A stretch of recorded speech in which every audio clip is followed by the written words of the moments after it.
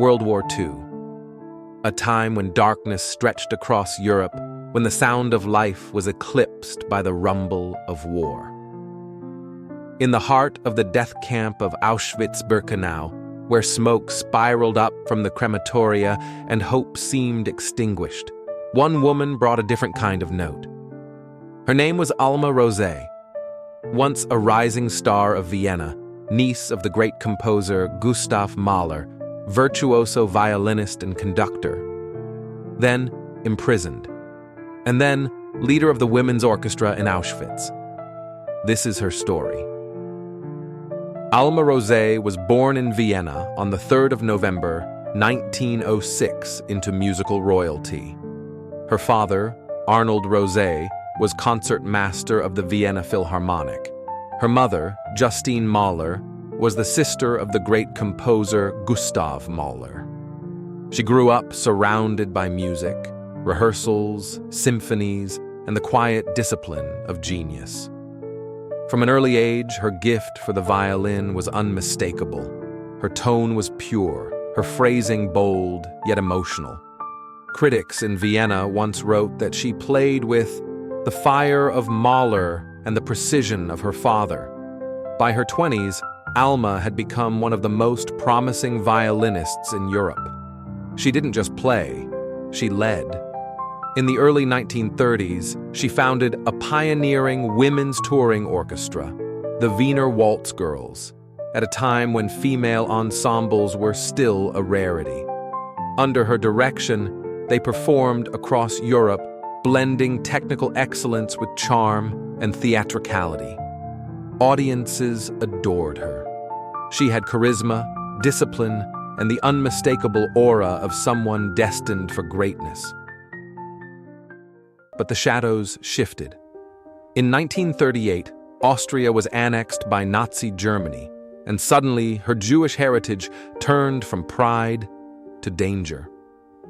The concert halls that once celebrated her name closed their doors. She fled, first to Holland, then to France, hoping to rebuild her career. Yet by late 1942, the war had tightened its grip. Alma Rosé was arrested, sent to the Drancy internment camp near Paris, and in July 1943, deported to Auschwitz. At Auschwitz, the world she had known disappeared. Young women arrived daily, tattooed, fatigued, broken. Yet there was music, an orchestra of women prisoners created by the SS to play for work marches and for the camp guards.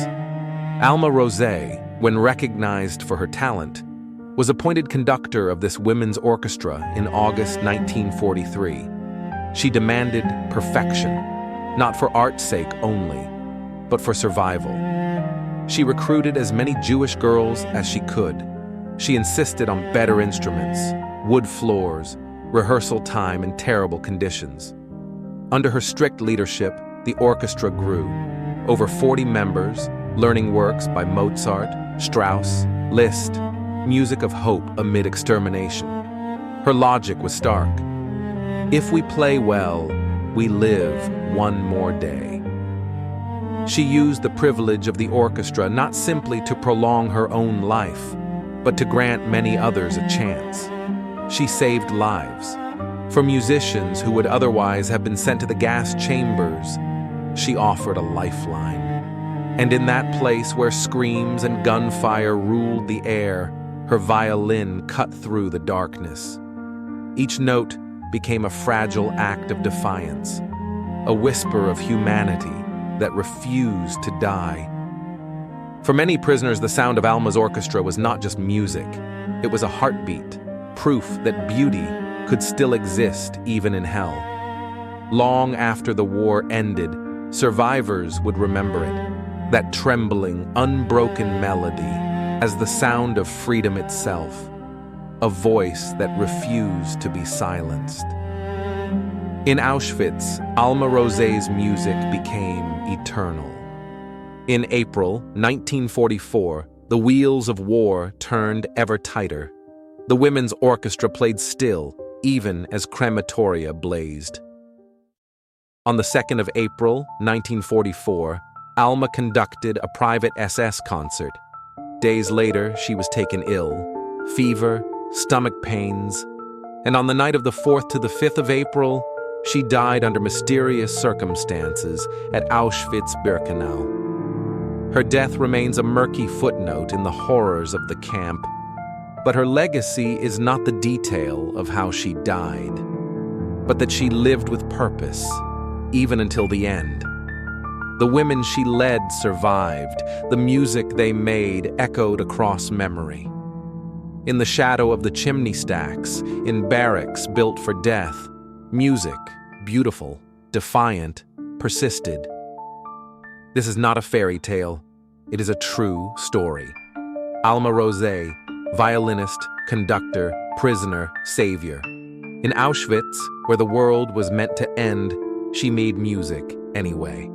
Her legacy asks of us, even when humanity is stripped away, can art persist? Even when hope flickers, can one person's courage kindle it? Her life reminds us that in the darkest time, there are still melodies.